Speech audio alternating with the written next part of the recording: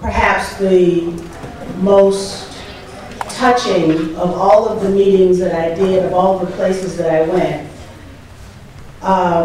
probably the most touching for me was the family of the hanged black Libyan who was selected because of the color of his skin. The NATO allies, the people who our government has allied themselves with, used the cell phone of that soldier who was not, he was in civilian clothes at the time, and they called his brother, and they asked his brother if he was, Hisham was his name, if he was a Libyan.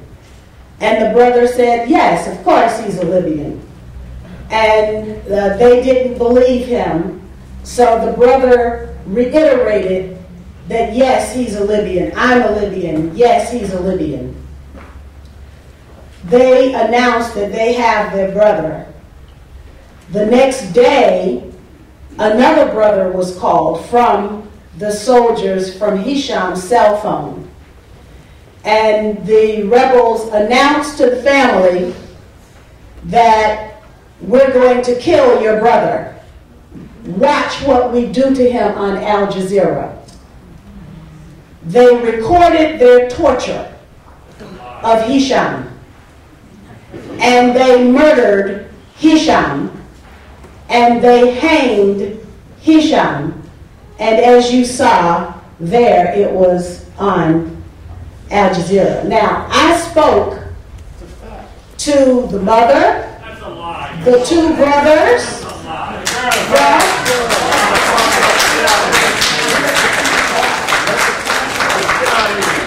and everybody knows y'all been doing it. Okay, let me say this. You have a chance to stand up and articulate what your point of view is, but you don't have to shout out it's a lie. I can. Wait a minute. No, this is not your form. You get your own form and get your own crowd. Let me say this. Now, we got two things to do.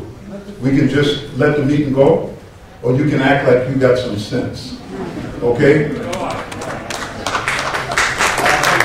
the sad fact is that blacks, and if you go to the Tunisian side of the border, you will see the Africans who were there as guest workers. They are huddled in camps. Their families are suffering because they're not sending remittances back home. Blacks have been targeted. The blacks that I spoke to are afraid to walk the streets because they have been targeted, and there are these latent feelings that Colonel Gaddafi and the Libyan people, the tribal chiefs, have worked very hard to eliminate this racism based on skin color. With that, we can open it up. Love and highest regards to Senator McCain, whose name was mentioned today at the supervisors meeting, as I told them that both Cynthia Gates and the striking camp workers were in support of a children's program that caused no harm here in San Francisco. The supervisors told me I was off base. I reminded them that all politicians would be better off to be young girls at the age of 7, where their hearts and their minds are closer to heaven. And they have. Okay, thank you. First, let me give you the guidelines. There's a couple of things I want to say before we start. We only have a certain amount of time. We have to clear the room at about 10 minutes to 8, 5 minutes to 8, so we're out of here completely. Okay? So what I would like to do, and make sure that you have a question, not a prolonged statement. And before we start that, I want to just, an omission. Minister Christopher and Minister Keith, well, I just want to recognize these are two of the helpers of Minister Farrakhan in the Bay Area, very active in the community. Also, I want to mention that on the collection, on your way out, there will be receptacles. If you didn't give it first, you saw the film, and you may have a change of heart, so please put something in the receptacle. Also, on the table in the back is the DVD from the press conference in New York, and there's a letter. I was detained in Guyana. Many of you know about it. They said that the CIA said I was a terrorist and a drug runner. So we're now asking across the country to write to President Jagdeo in Guyana, and I want an apology from him because it went viral. It went all over the world. And they said that the CIA told them that. And I asked them when did they become the CIA boys, and they do what the CIA says. So the letter is on the table right outside. Pick up a copy and please circulate it and write to President Jagdeo, and my lawyers are working on the case in Washington. I saw these two brothers' hands first. Go ahead, you go ahead. Thank you. As a victim of the oppressive regime of Gaddafi, I find it really disheartening to see a courageous lady in the past whom I admired, like Cynthia McCain, become like the spokeswoman for this terrorist. You have to speak to the Libyan people who have been suffering. Gaddafi has made Libya like a big prison. If you spoke about balance earlier, Minister, if you truly want to implement the concept of balance, you need to speak to the Libyan people. You need to go to the rebels. This film that you showed is propaganda of Gaddafi. Yeah. Gaddafi, the master. Okay, so we answer your question. We're going to take it. How come we are not speaking about the 7,000 victims of terrorist Gaddafi? I would like to say that it is the right, in my opinion, of the Libyan people to solve their problems among themselves without NATO bombs and missiles.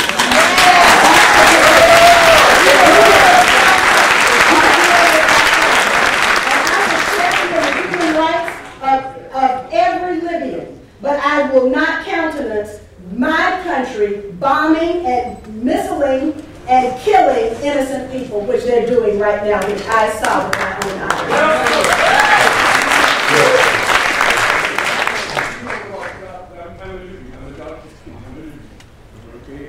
I have a picture of Gaddafi. The original war for 4 years in Chad. Why should I speak about it? 4 years in Chad. You know, 1,000 people died in Chad. A double in Chad. Okay, and I'm asking her what the Gaddafi did in Africa. Nothing. Zero. Okay. This is okay. So that's your question. Okay. I want to take, can I get a hand over here? Is anyone else over here? Yeah. In the back, yes. Me? Yes. There's a difference between standing, being against intervention and being against NATO bombing Libya and standing with a murderer. Right. You are standing okay. I'm going to take one more question. I cannot respect that you spread Gaddafi's lies, saying he is for the Libyan people. He is not for the Libyan people. Okay. Yes. Thank you. Yes. Excuse me. We're asking questions here. We're pointing. Raise your hand, not stand up. Yes. I'm going to change the subject a little bit here, but have you ever heard, I wish you could comment on the Great Man-Made River project in Libya, yes. And how it possibly argument? Okay, let me, I'm going to take that's it, 4 questions, because we got to try to retain with the question as well, okay? I'm going to start at the end with you. The Great Man-Made River was the water that is found under the Sahara Desert that he brought to the surface, and one of the greatest engineering feats in the world. Also, that same water flows into Darfur. Darfur is in the western part of the Sudan. Many people know it. People in America thought it was a separate country. But that same water flows under Darfur. And one of the big struggles and why there's war and killing in Darfur, because there's oil, gold, and the most prized possession is the water. And it's the same water that feeds the Great Man-Made River that Brother Gaddafi used oil money so that he could bring water to Benghazi and all the way water to Tripoli. And so for the brothers who are in here that were Libyans, you're a Muslim. And I'm going to use something from the Quran. It says that it talks about balance over and over in the Quran. But as Muslims, your good must outweigh your bad. We got brothers in jail across America who struggled in the civil rights movement, who struggled in the black liberation. They've been in jail in America. And if you think that we have the kind of freedom, people have suffered. We got veterans from the Vietnam conflict and from the Gulf War, the first and second Gulf War, killing their families. They're in jails, many of them. They strung out on drugs. So you don't have a unique problem. And the way that I'm going to answer my Libyan brothers is that there's a way to go about it. You could have called for a referendum. Look at when those African leaders came to try to settle it. Listen, and the people in Benghazi ran them out. These are heads of state and told them, we don't want to talk to you until Gaddafi steps down. Now, if you really wanted to do it, you could tell America, if you want their help, say, look, what we want is a vote. We feel that the 6.5 to 7 million Libyan people are not for Muammar Gaddafi. Could you come in, instead of bombing, supervise a referendum so that the Libyan people can say whether they want Muammar Gaddafi, as he said, I'm not the leader of the country, or whether we want to go to the Westminster democratic process and elect another leader. That's the way it could have went instead of all of this bloodshed. Okay, now also I want to say to my Libyan brothers who are in here, now listen, there's improprieties in every government. Show me a government that's perfect. Came down from heaven, that got a halo on. There's improprieties in every government in the world, and what you have to say is, what good do I have? You're an educated man, and that education didn't come in a vacuum, as I told a Cuban brother who was against Fidel Castro. So I'm going to take this next question. Yes? I know you asked a question, but I have to say this. I'm a victim. Can I speak? Please stand up. I'm a victim of America. I'm a prisoner of America. The freedom you believe that we have here as quote-unquote American people, we don't have. If anybody's not American in this country, I'm a prisoner of America. I'm a product of that. Every time I say hello to somebody and they flinch, I'm a product of that. I experience racism every day. Every day. Unless I sound like my colonizer. So just like you know what you think you want, you don't know about, bro. Okay, we're going to take 5 more questions that should run us right up to the time. Do we have time for 5 questions? Okay, yes. I'd like to ask Cynthia, if you read the corporate media, they don't want you to give any credibility to claims of 800 civilians killed by NATO. What can you tell us from your experiences visiting hospitals and so on? There's a group that are trying to collect the figures and accurately of the number dead. So far, what we've discovered is that there is a total of 4,000 and something who are dead. And I would presume that that is from both sides and not just as a result of the NATO bombing. But of course, the bulk of that would have to be from the NATO bombing, because they're using bunker buster bombs. And those bunker busters have a huge concussion. And so when those bombs fall, like for example, one of the examples there was people gathering at Bab al-Zazia, which is the compound where the daughter was killed in 1986, and NATO bombs there repeatedly, and they are killing people. In fact, one of our cameramen from South Africa was allowed to go there, and immediately after one of the bombings, before the pieces of the human pieces had been retrieved, so it brought him to tears. But this is the kind of thing that is happening, and that's why I went, because I knew that the media were lying, and I wanted to know what the truth was. Okay, we have 9 minutes, so make your questions short. Okay, I'm going to take questions that when it reaches that point, we have to stop. Okay, yes. Yes, sir. There's an important issue that our media will not cover regarding the 3 countries we invaded under Bush and Obama. Would you please address that issue, because the Zionists control our media and we can't get the truth out regarding the central banks. Please tell us, and also Iran does not have a central bank. Please discuss that a little bit, will you, sir? Well, if you read the papers yesterday, I think it was, there was an article about the group in Benghazi. I don't know what do they call the brothers who are with them? The National Council? What is it called? National Transition Council. The National Transition Council got aid or money or permission to open a central bank. Now, those of us who are economists and understand this, it means that to open a central bank and get recognition from some countries would mean that you would claim the sovereign wealth that Gaddafi's side, the Libyan government, has in its possession. They took 30 to 40 billion dollars, more like 40 billion dollars, here in America, and what they did is they ripped the money off. And then they said that we're going to give it to the other side. This is a civil war now. Imagine America taking the money from one side and say we're going to give it to the other side in a civil war. So they want to open a central bank, and by having a central bank, it gives them recognition and the flow of that sovereign wealth of $472 billion that they will take from the Libyan legitimate government and give it to this transition government, and this is what they want to back. So that's just one case. Okay, I'm going to keep this moving with questions in the shades. Yeah, the only way, on that topic, the only way to stop the war, the only way that's going to happen is to defund it, and that is to destroy the Federal Reserve System we have, which is a central bank, which is a global institution for war. We're linked with the United Nations, with all the global organizations. Go back to fair money, our Constitution, like we fought the American Revolution, to have gold and silver, where the wealth is in the people, not the international bank. I think it's important at this point to mention that we will have a vote next week in the Congress, and it's important that everyone contact their member of Congress and ask them to vote to defund what is happening in Libya right now. We have the opportunity, I believe, to actually win that vote, but people are going to have to mobilize to stop what is happening.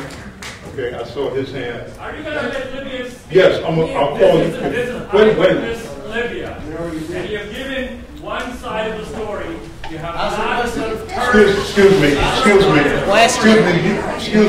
As long as you jump up in the middle, of the meeting, no, I'm not going to give you 5. We don't have 5 minutes. I'm going to call on you to ask a question, but if you keep jumping up, I will not call on you.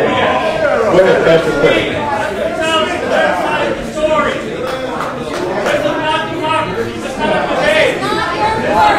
The sad fact of the matter is that the New York Times, the Washington Post, CNN, Fox are all telling the side of the weather. And what has come up is what I experienced when I was there. Can I say something to the Libyan brothers and sisters who are against Muammar Gaddafi? Can I say something? You set up a forum, invite me, and I'll come and talk. Okay? So, okay, go ahead, right with your question. Thank you. You made a mention earlier that all the governments are corrupt. And so I ask everybody here, are you prepared to do whatever it takes without violence to change from where we are to where we want to be?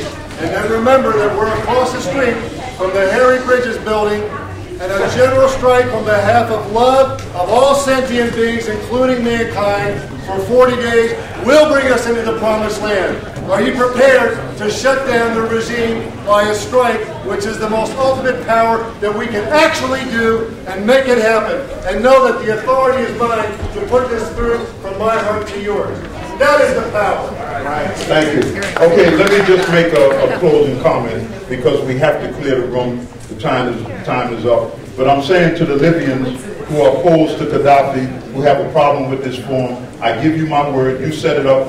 There's Minister Christopher right here, and Minister Keith. You contact them. You set up a form, and I'll be happy to come and talk to you, and you bring the people who are on your side, and we will have a civilized meeting. Let me just close with this. There's an axiom that says, there's 2 of them I want to give you. The first casualty of war is the truth. Now, anytime, and I want to say this because anytime, now I've been to Libya since 1977. I go there regularly. I'm associated with organizations there, and especially the Islamic Law Society and that beautiful college that they have out there on Swanee Road. Now, let me say this, that the fact that Gaddafi is giving his men Viagra, look how they ran that in the paper, and tell them to take this Viagra and go rape women. Now, the Libyan opposition, do you actually believe that? The woman who claimed to be raped, why did they kick her out of Qatar, kick her out of Dubai, kick her out of Benghazi. She went to Malta. She had to leave Malta. Now, when the story hit, look how the Western press handled it. Before they could get to the truth of it, but evidently there's something wrong there because the National Transition Council kicked her out of Benghazi. If she was telling the truth, why couldn't she find a home? So the first casualty of war is always the truth. Thank you very much. This meeting is closed.